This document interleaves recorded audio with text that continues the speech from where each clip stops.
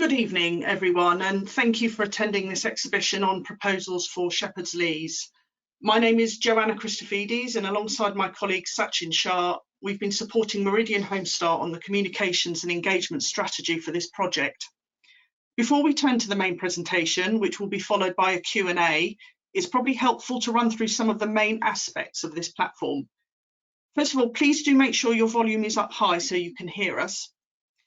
On this next slide, you can see, you can click on the icon with a question mark just on the right hand side there to type in a question. Any question not covered this evening will be included in a Q&A document that will circulate in a few days' time. Finally, below the question mark icon, there's another icon that will allow you to download this presentation. So during the course of this presentation, which should take about 30 minutes, we will give some background to Meridian Homestart and set out how properties are allocated and rent levels. We'll introduce the team involved in the project and then set out the proposals in detail. This will be followed by a Q&A session, so please do type in your questions throughout the course of the presentation. Finally, at the end of this evening's session, there'll be a feedback form, and we'd be grateful if you could complete this.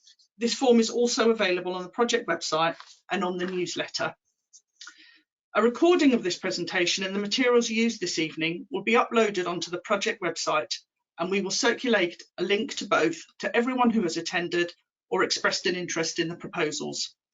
Thank you once again, and I will now hand you over to Teresa Brown, Director of Housing Services at Meridian Homestart. Good evening, everyone. Meridian Homestart was established by the Royal Borough of Greenwich in 2016. Our purpose is to deliver new and affordable homes for residents of the borough who are working but can't afford to buy or to rent in the private sector. MHS is a non-profit community benefit society, independent from the council. It has its own board with 7 board members on. Next slide.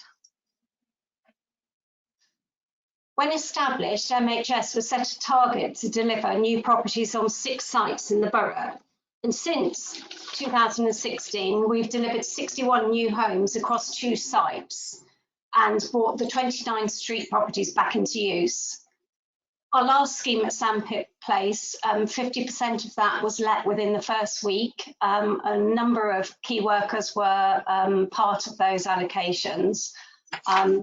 We've got 2 new schemes under construction currently, and they're due for completion in the autumn. We already have interest in those, which is good to see. We have a further development of Vincent Road, and Shepherds Leas is our 6th scheme.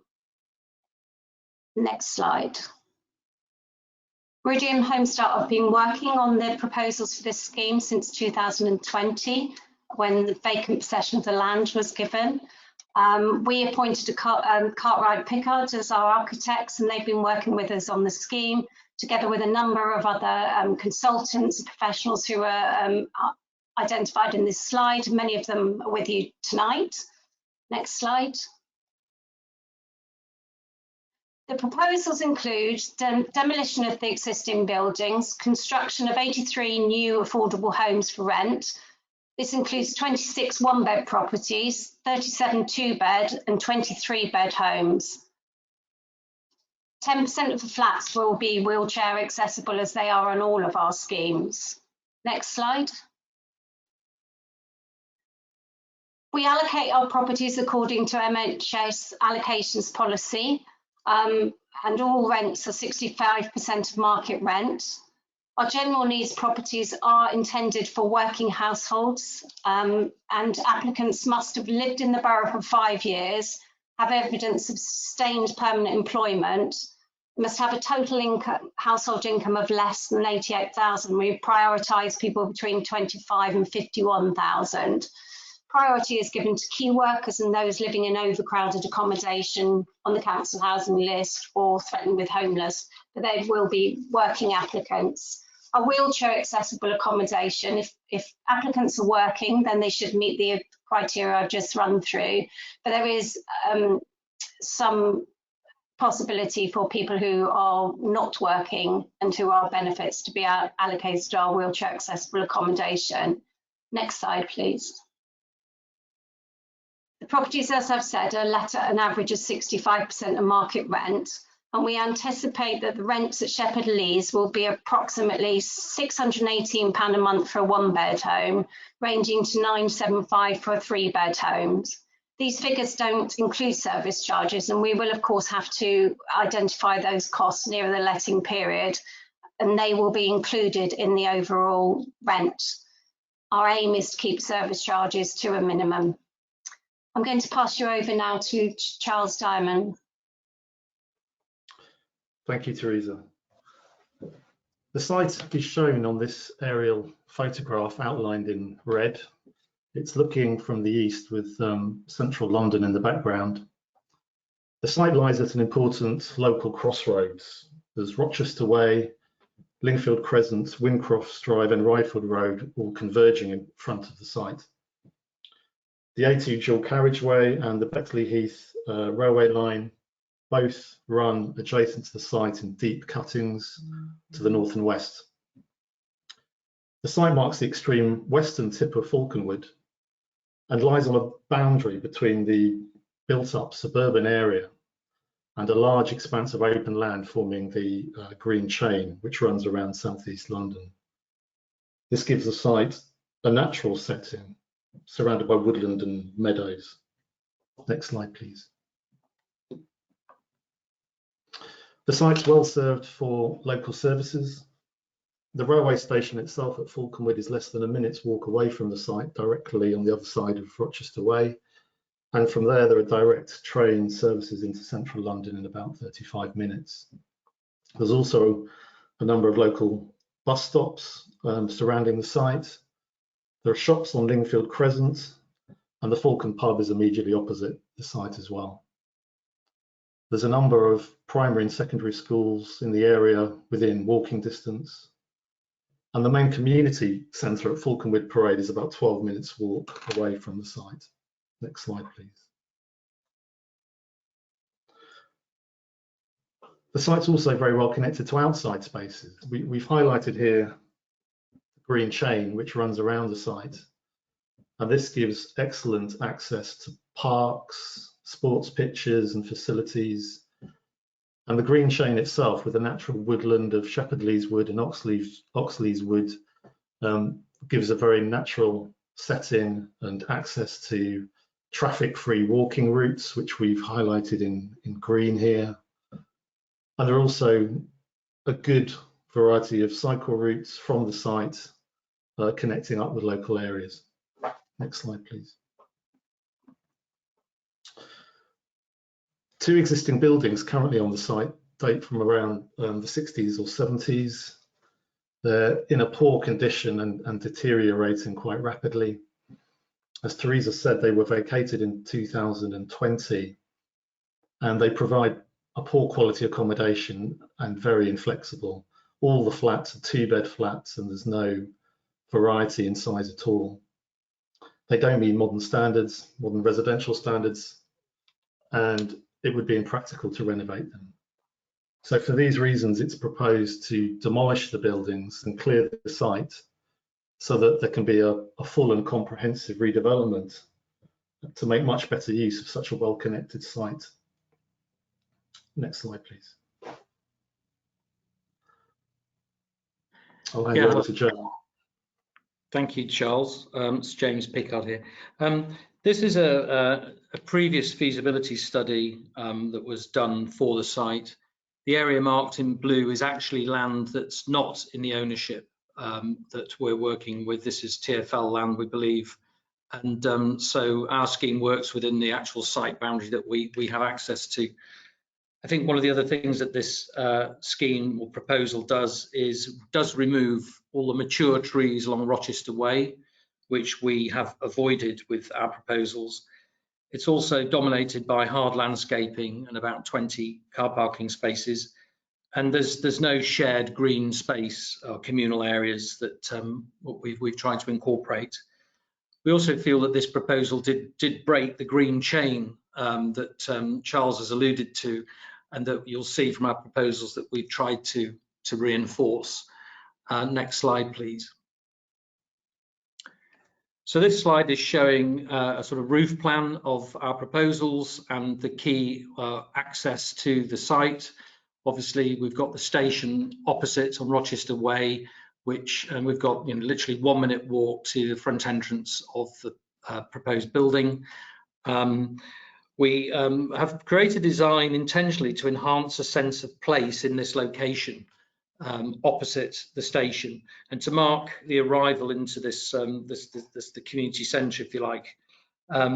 It also marks important crossroads to the station and this conflux of roads.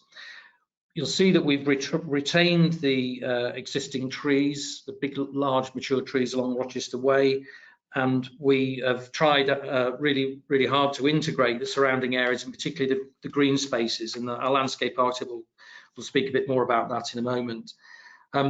We believe that this is an ideal location for affordable homes for key workers, as it's literally 1 minute from the station. And the proposal using this L-shaped building helps to create private communal green space and play area to the rear of the building that will get sunlight. And we've managed to achieve around 55% of the site area as green landscape, which we think is quite an achievement. You'll see there's a clear line of sight through the entrance there into the residence garden beyond. I'll hand back to Charles. Next slide, please. Thanks, James. This is the ground floor plan of the proposed building, and it shows the internal accommodation which is going to be provided. The entrance is on the corner of the building in a very prominent position, very visible from the main approaches, level access and secure access into the building.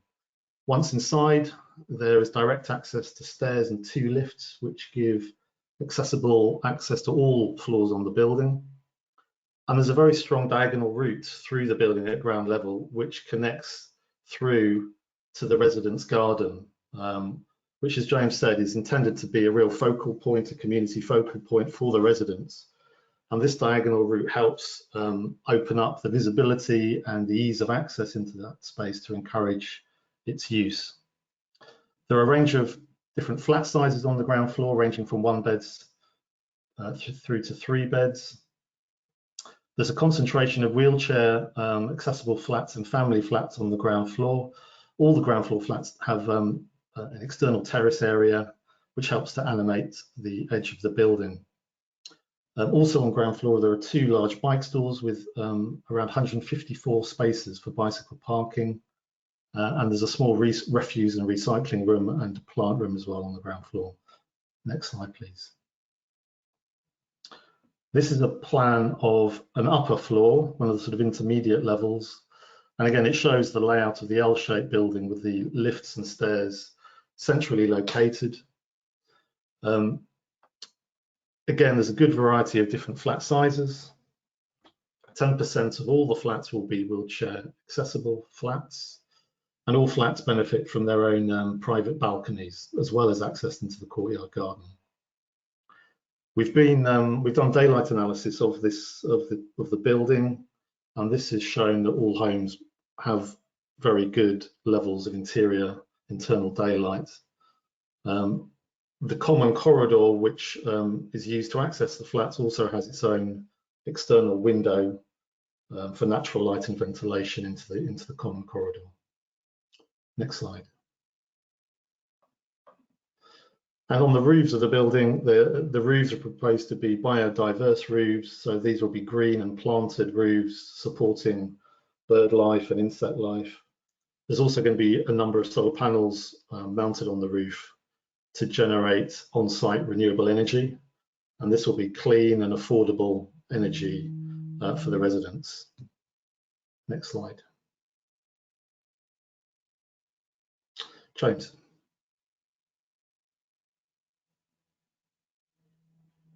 Yeah, thank you, Charles. Sorry for the delay there. So this slide is a section through the site, and it's showing that the A2 is in a cutting, which is quite useful because it keeps quite a bit of the noise and pollution away, which is very helpful. You'll you can see that the wings of the building, we've tried to keep those below the tops of the tree canopies. So the wings of the building, the lower areas of the building, they range from between 5 and 6 stories. And then that steps up to 11 stories for the corner element, which we are using partly as a sort of placemaking local landmark to highlight where the station is. But also, of course, the height helps us maximise the number of affordable homes for local people in the borough, which is obviously a key driver for the project. Next slide, please. So the cladding material that we've chosen is entirely non-combustible. It is a glazed terracotta material, which is very hard wearing and will stand the test of time with very, very little, next to no maintenance. It's a high quality material that can be reused. It can be taken onto a new building and replaced if need be, if the building's ever taken down. It doesn't have to be smashed like a brick wall would be and turned into landfill. So it's quite a sustainable material in terms of the future end of life of this building. And as I said, very low maintenance. It's also available in a rich range of colours and textures, and that's one of the things that's attracted us, because we think that this material in a way can be a sort of a muse to the canopies of the trees and the lovely green nature of this site and its location, and the dappling effect of sunlight through the trees we think could be reflected in the light and shade and the changing appearance of the building throughout the day with the different light. So we think it could be a really beautiful material. At ground level, obviously, we've got a stone cladding to the ground level, which is more robust. So we're currently looking at this sort of blue, green, or teal colour, which would relate, we think, really beautifully to the surrounding woodland. I'll hand back to Charles. Thank you. Next slide, please. So we have some CGIs now. These are computer-generated views to look at the building in context. This view is along the dual carriageway along the A2. You can see Eltham Cemetery brick wall on the left there. It shows the building within the surrounding tree canopies. The majority of the building is consistent with the top of the tree canopy line, and the corner it rises higher to form a local landmark marking the location of the railway station and the local centre on Lingfield Crescent. Next slide, please. Looking down Lingfield Crescent, the building provides a focal point and a view at the end of the road. It frames the view towards the railway station. The green corridor of trees is maintained across the site, and it helps knit together the areas of woodland on either side and screens the building. Next slide. This is the corner view. So we're looking at the high point of the building here, marking that corner location and the intersection of the local roads. The main entrance is directly underneath the tall point in the corner, again very prominent and visible. It's proposed to plant a new hedgerow around the edge of the site to better define the boundary and give a more consistent edge treatment. There will be gaps in this hedgerow with clear pedestrian access points into the site and towards the building. It's also proposed to provide a new avenue of trees along Ryfield Road to extend the tree canopy line. Next slide, please.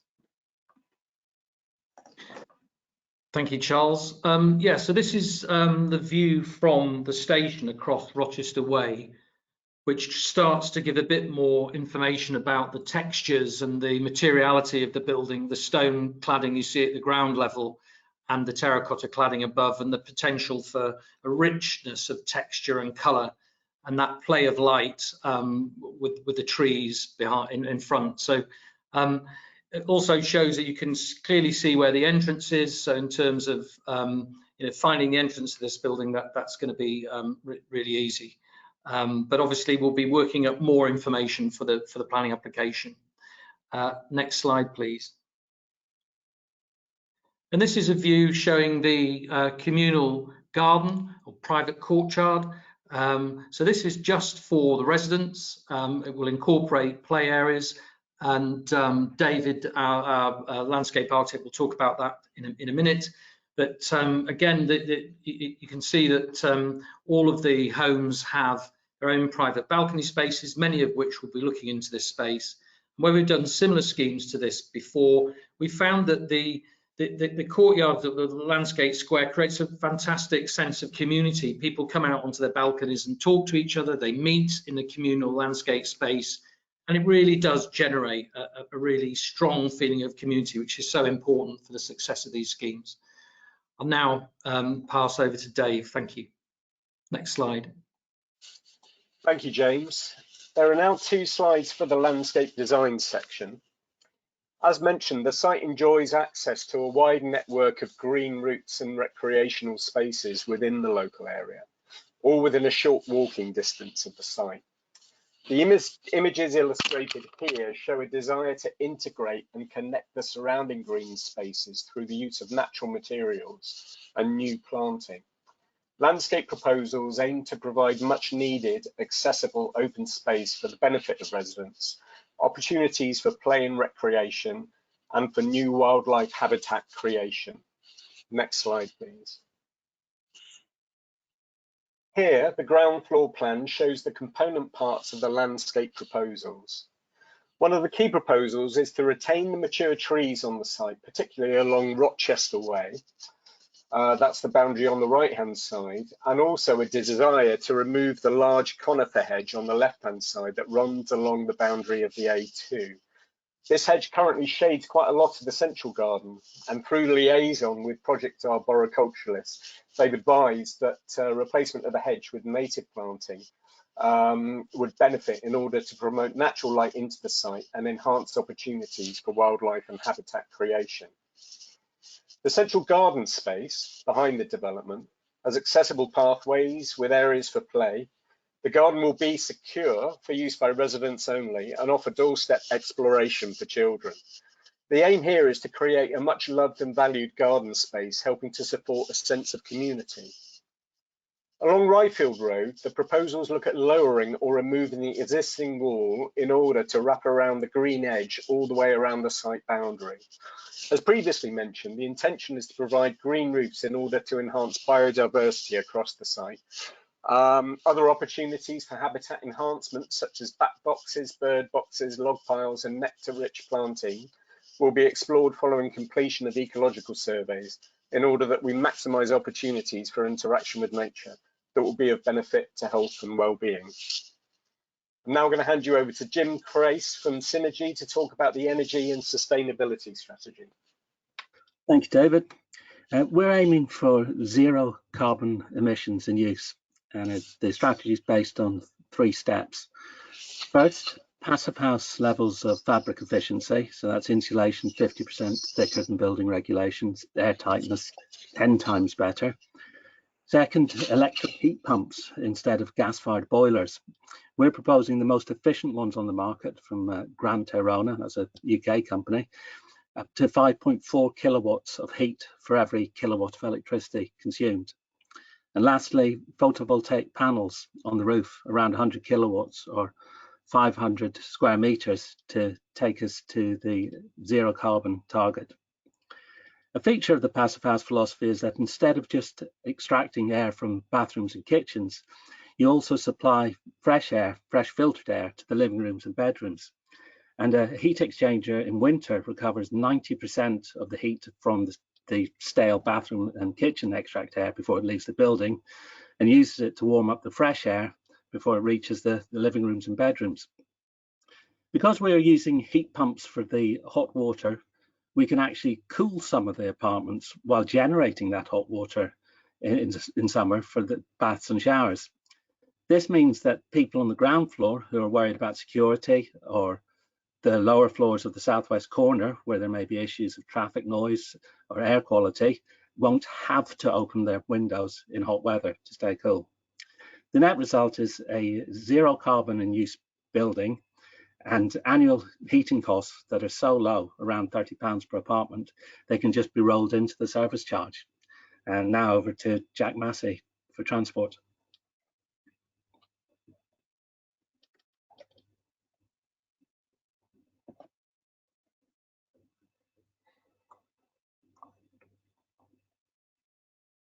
Jack, are you perhaps still on mute? Can you hear us? Okay, I wonder if we might have lost Jack, unfortunately. Well, I'm no transport expert, I'm afraid. So all I can say to residents who have joined us this evening, until Jack maybe reconnects, is to say that the context is that car use is in decline, especially in London.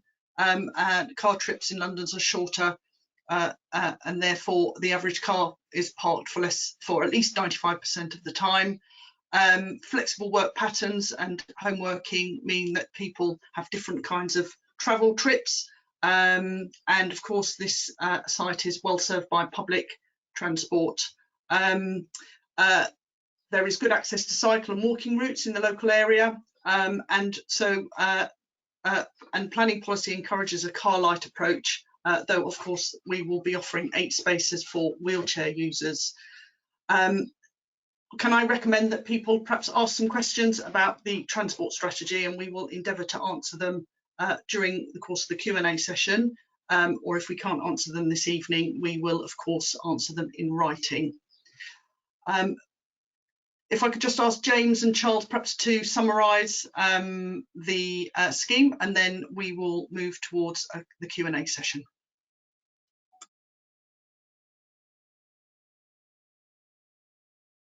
Yeah, hello, it's James Pickard again. Thank you very much.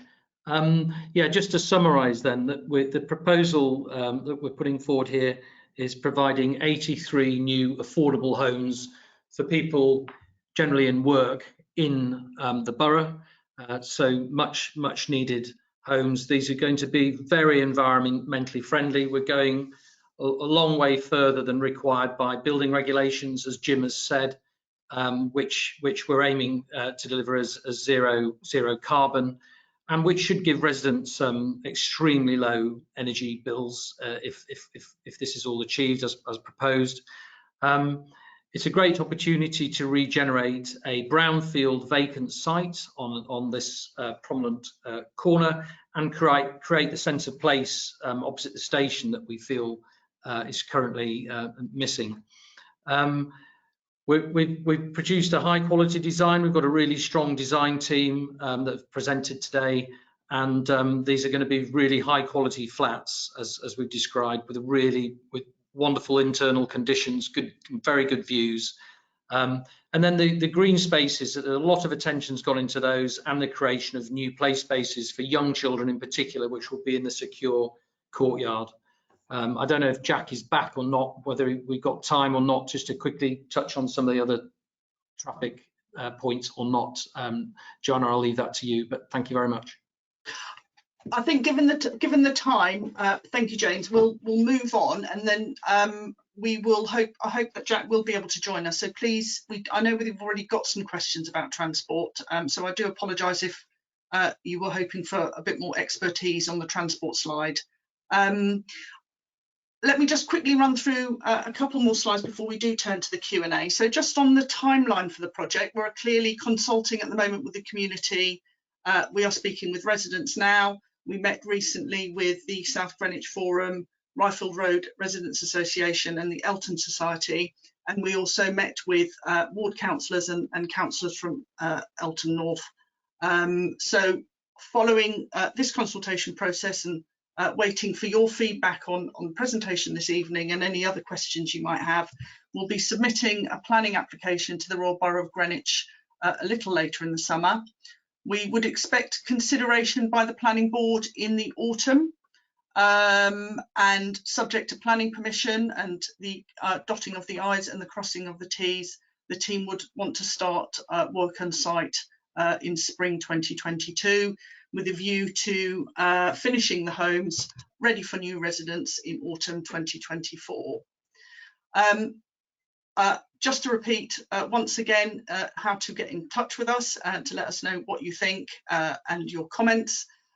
Please fill in the form at the end of this exhibition. Don't leave once the presentation is finished. Please return the form which is included on the newsletter. There's a free post address for you to return it to us. Please visit our project website where there will be a feedback form and you can send through your comments.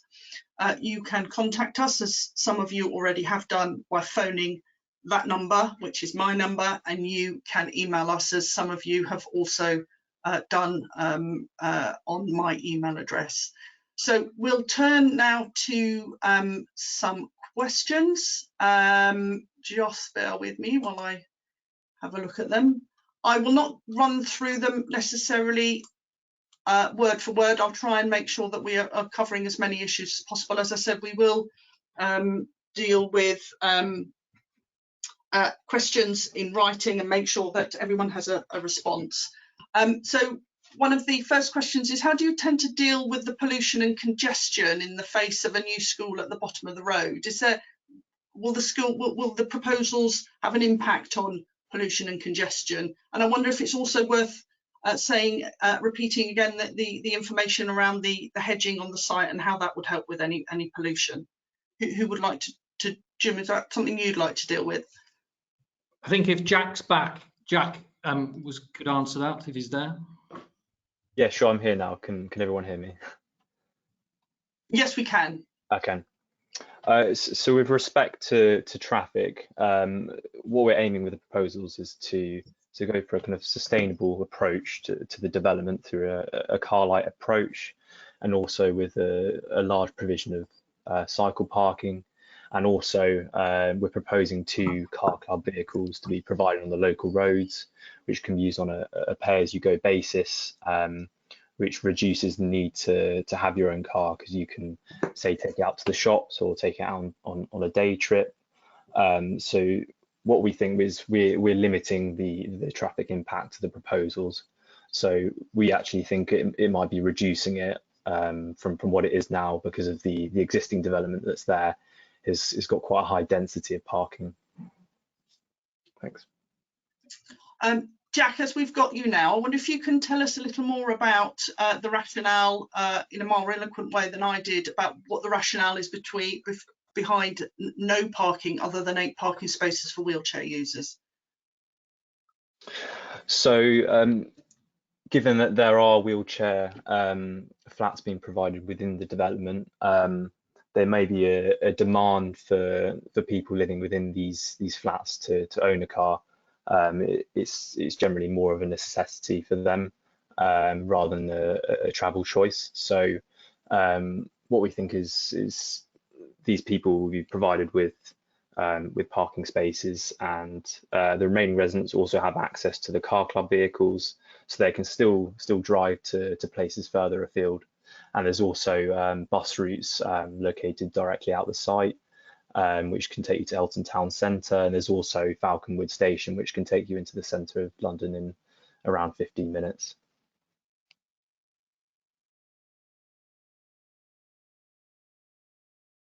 Geez, I was on mute.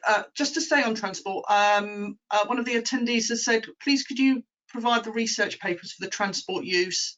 These are very bold statements. When was the data collected? If during the pandemic, they're not representative. Also, central London's very different to the area of the development. So could you give a little bit of information about that? And actually, yeah, and then also somebody has also asked about what the parking implications might be for surrounding roads, and how the development may impact on existing residents. So those 2 questions, please.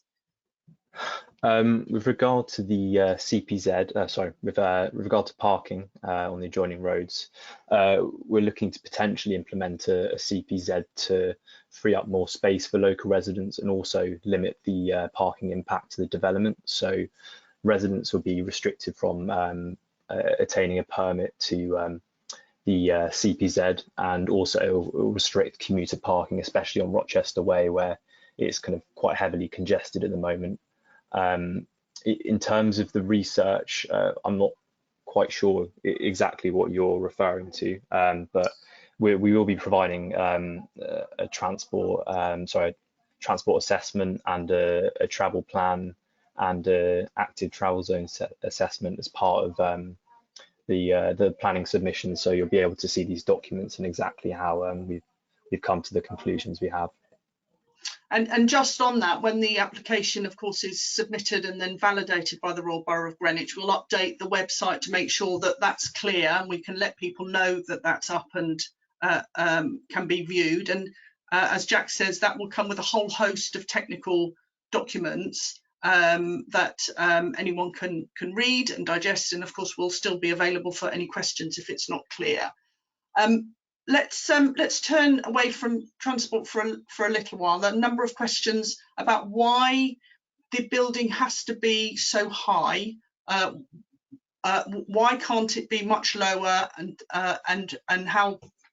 why the height matters to the kind of development that you want to deliver. Shall I answer that one, Joanna? It's James. Yes, please. Yes, yeah. Please, James. I think the brief that we've been given from Meridian Homestart was to maximise the number of affordable homes, and obviously affordable housing is in very high demand in London at the moment, and is in short supply, and that we believe this site is absolutely ideal for affordable homes for the sort of people that it's aimed at, such as key workers, given it's literally a 1-minute walk from a station that takes you into the centre of London in 15 minutes or so, and which is very well supplied with bus routes, local schools, and a lot of green parks and woodlands. So it's an ideal location, so that's partly driven the height of the development. We also have felt that we've tried to, that the massing of the development is focusing the height on that corner, which we also think has a townscape role, which is to help create a sense of place opposite the station, and in urban design terms helps really as a local landmark to show where that station is in that area. And that the homes in the proposed scheme would have fantastic views, obviously, across the woodland. We think the fact that the building's set well back, 20 metres or so from the pavement, it's not going to have a negative impact on the street. In fact, it's behind the big trees, which will help screen that. So it's in many ways it's an ideal site for maximising the number of affordable homes. Thank you. An attendee, a resident, asks, are there any shops to go on the ground floor? We certainly didn't mention any, and if not, why not? What was the rationale behind not having any commercial units on the ground floor? I can answer that one again. Basically, retail can only really succeed if it's got a lot of footfall. And the footfall would have to be hard up against the pavement so that it's really easy to see and accessible. And obviously this is close to a corner. People couldn't stop a car or anything, they'd have to park somewhere else. And we just don't believe that this is a location that would be able to support successful retail at ground level here. In fact, we've set back the building 20 metres or so from the pavement to create that green buffer between the road and the building, which has meant that the ground floor apartments have got quite a nice aspect and a green buffer between them and the road. So we just don't feel that retail would survive in this location. Thanks, and I'll stay with you, James, or with Charles. A couple of people have asked what's the rationale behind the design, making it why isn't it brick? Why aren't you making sure that it fits in, it complements the local area? I think Charles might want to jump in at some point, but I'd just say that obviously some of the surrounding buildings are sort of Edwardian, probably in period. Some of the sort of semi-detached housing certainly is, and red brick. And this is a modern apartment building to meet 21st century standards, which is it's going to be, we're aiming for zero carbon with very low running costs for the residents. and it's simply not appropriate to make a building like this look like an Edwardian red brick building, really. And we've got to have the confidence and belief in that we're building in the 21st century, and all the best architecture through history, it always reflects the time in which it's built. And I think that we've got an opportunity here to deliver a beautiful building using really high quality terracotta cladding that we think will blend really beautifully with the tree canopies. And yes, it's a contemporary approach, but we've aimed to produce really high quality, well designed contemporary homes, and create a sense of place in that location. Charles, have you got anything you'd like to add? I think the only thing I'd add to that, James, is the location of the site. It is, we mentioned this earlier in the presentation, it's if you like, it's a boundary position, and it sits within the environment of that green, that large scale open area of forested, wooded land. So its setting, if you like, is more closely related to that natural landscape and setting, rather than the existing suburban development of Fulcomwood itself with a lower two-storey building. So what we've tried to do is celebrate the character of the building through the colour and the texture of the building that blends very, very well, and we think it will blend very successfully seen in that context of the natural landscape. And we want to celebrate the environmental features of the building. As has been described, this building is going to be an exemplar in many ways for sustainable development, net zero energy, and not just low energy, but also high quality accommodation. So all flats will enjoy floor to ceiling windows, will be very bright interiors with their own balconies. And these things lead us towards a different form of architecture than perhaps the historical form of architecture which exists in the site. But perhaps this is another wave of development, another wave of progress, which is marking the day to day, our times today, and the issues that we're facing today, especially with the environmental crisis and of course the housing crisis as well, which needs to be needs addressing. I think that takes us nicely back to a question that was asked quite early on in the presentation. So it was almost certainly answered by you, I think, James. It's just why has the scheme changed from the 2017 proposals? That's probably worth repeating. I know a number of people have asked us about that. Well, that scheme was nothing to do with us or Meridian Homestart. That has to be said in the first instance. And apparently that was, I think, just a feasibility study. It was never a formal planning application. So, and obviously it was done several years ago. So in a way, it's well out of date. And we believe there were things that we've been vastly able to improve on in terms of the number of affordable homes, but also not removing all of the beautiful mature trees that exist on the land adjacent to it. And we've managed to make half the site, or 55% of the site, green, whereas I think most of the scheme on that feasibility study was it was hard landscaping and a lot more cars, so and a lot less homes. So that scheme was nothing to do with us. It was just a feasibility study. Thank you very much. A couple of people have said that the site isn't vacant, and you're correct. It's not, but it doesn't have tenants in the more traditional sense. It has guardians. So often local authorities or private homeowners, private developers, or will have guardians living in their properties to make sure that they are not vandalised or squatted. And so there are guardians currently living on site at the moment, but they will obviously not be there prior to demolition and the rebuild, of course, subject to planning application. Somebody's commented, Jack, back to you, about transport, about the railway line that goes to London Victoria or Charing Cross in the morning from Falconwood.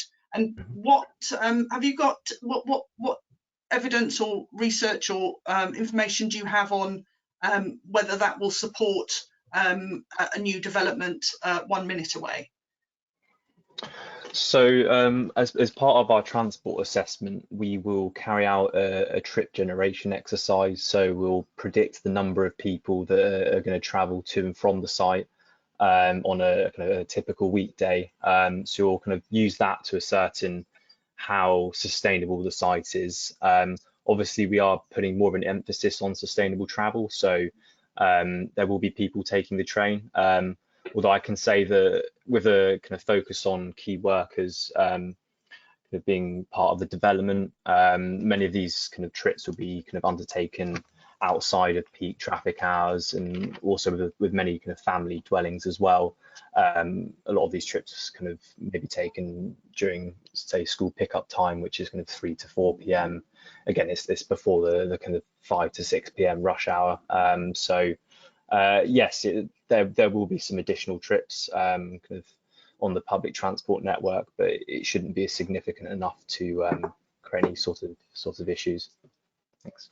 Okay, thanks very much. Another transport question, if I may, and I touched on it very briefly when I looked at your slide, Jack, and it was just about a CPZ and what that process is. A resident asked whether there should be a CPZ in place before you start building the flats, and also could you talk a little bit about car club, potential car club spaces as well, and how that's calculated and how that would work? Yes, so with the CPZ, as part of a planning approval, you'll kind of secure with the council a Section 106 agreement with kind of contributions towards the implementation of the CPZ. So this has to be implemented before the proposal is occupied. So yes, as soon as the development is occupied, there should already be a CPZ there, and parking will be kind of controlled. And with regard to the car club vehicles, they're basically vehicles that can be communally used by anyone. It can be local residents or the residents of the development. So there'll be 1 to 2 vehicles. It'll be one from the outset, and then if it's commercially viable for the car club operator, they'll provide an additional vehicle at no extra cost. And also the future residents will get a 2 years free membership to the car club operator to encourage them to use it, basically. So yeah, they can just use it on a pay-as-you-go basis, whether it be an hour or you can take it out for a whole day as well. You just have to return it to the same place. Thanks. Thanks, Jack. James and Charles, just on the back of the comments you were making about the height of the building, a resident says that can you differentiate between having a taller building in a very urban environment and a tall building in a site which they consider to be much more of a country setting because of the nature of the green space? And it's all very well new residents having a great view, but what about the views of the new building from the countryside? How do you make that distinction, or how do you see the site in that context? Do you want to start with that one, Charles, or would you like me to?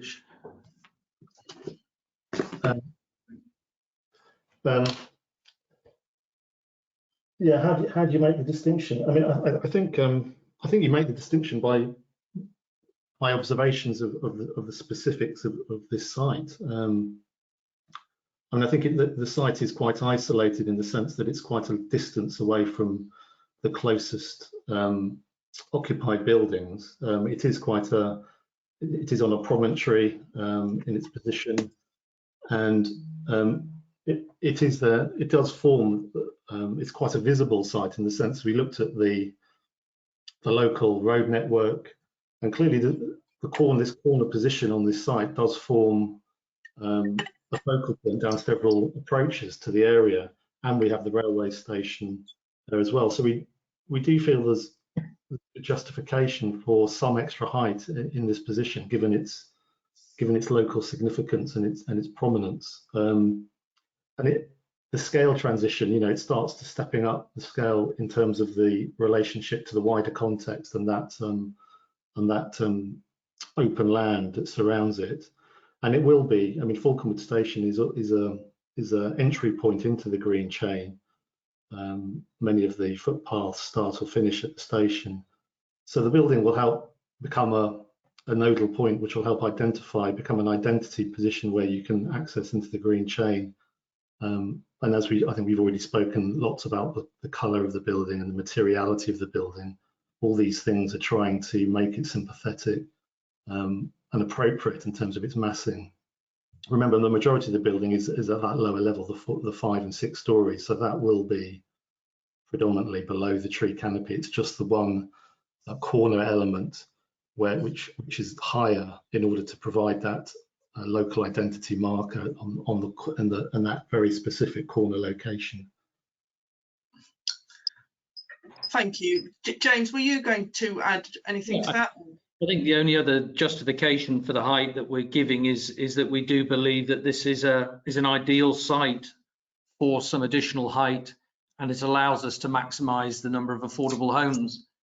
And this is an ideal location for it.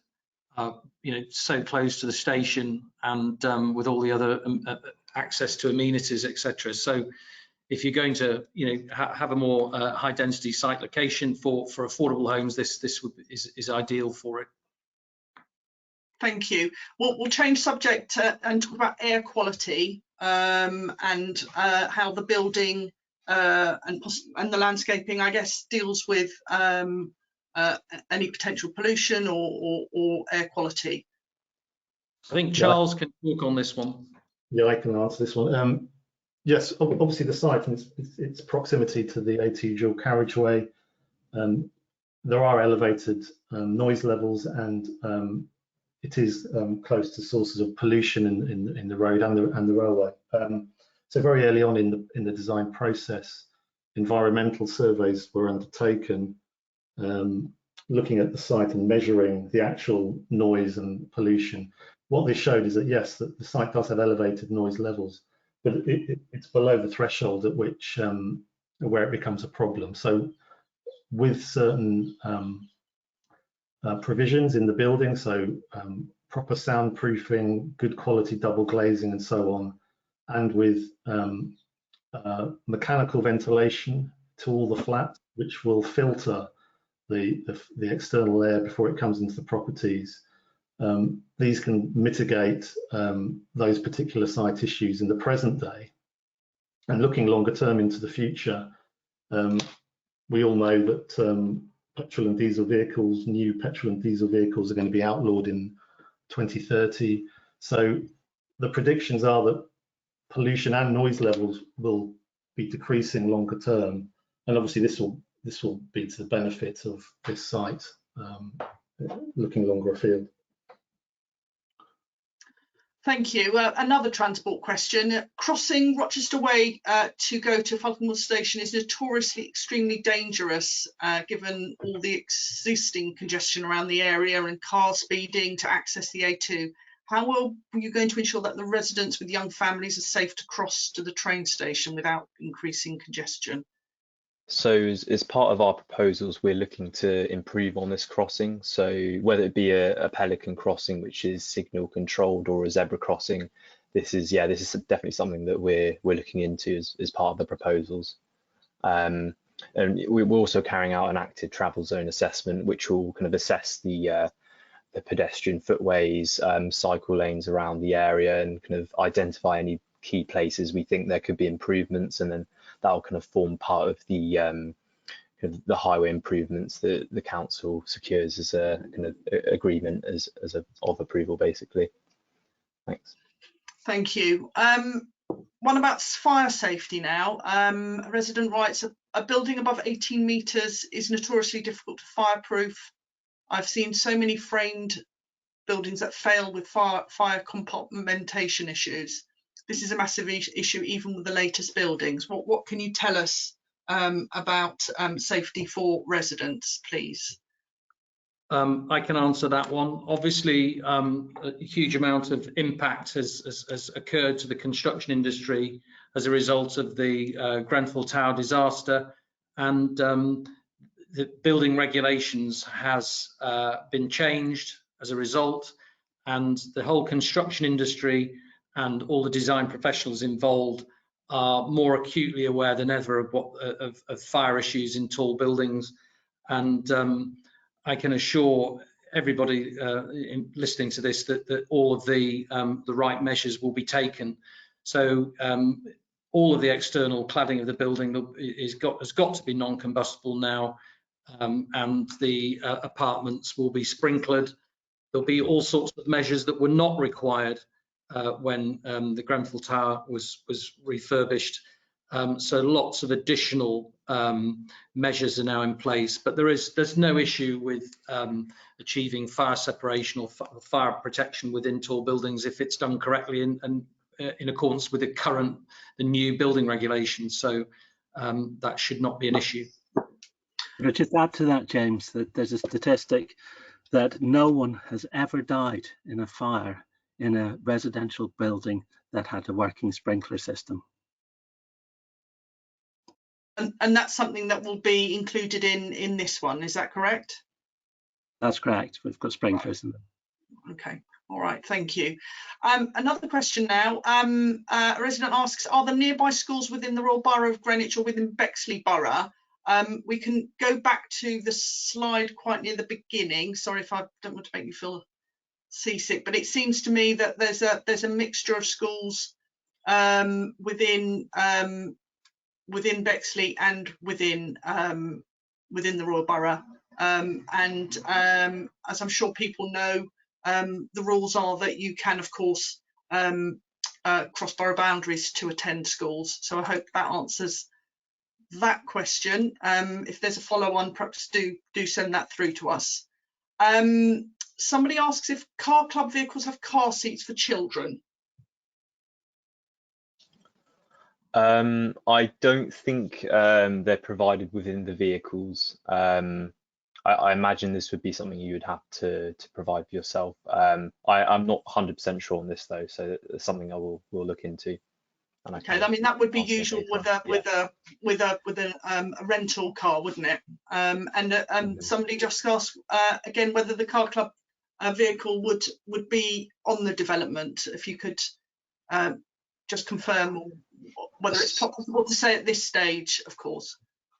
We're looking to place these vehicles on Rochester Way. So as part of the CPZ implementation, we'll allocate 1 to 2 spaces to car club vehicles for them to be placed there. So then they're more public. They're easier for the public to use as they're more visible, basically. So that's what we were looking to do. Okay, I think it might just be worth repeating the business or the information about having a sprinkler in the building. A resident is concerned that there may not be a sprinkler system in the building because particularly because it's a social or more affordable housing. So I wonder if you could confirm whether that's it is definitely the case. It will have a sprinkler system. Yes, it definitely will have a residential sprinkler system.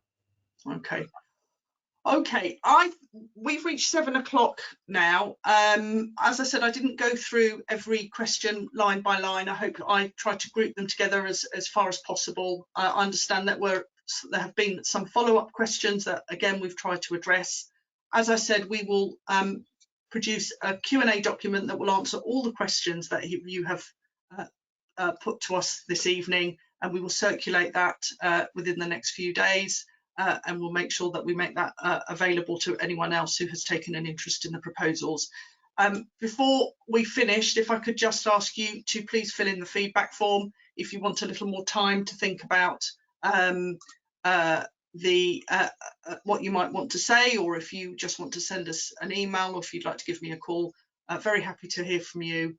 Thank you very much once again for attending.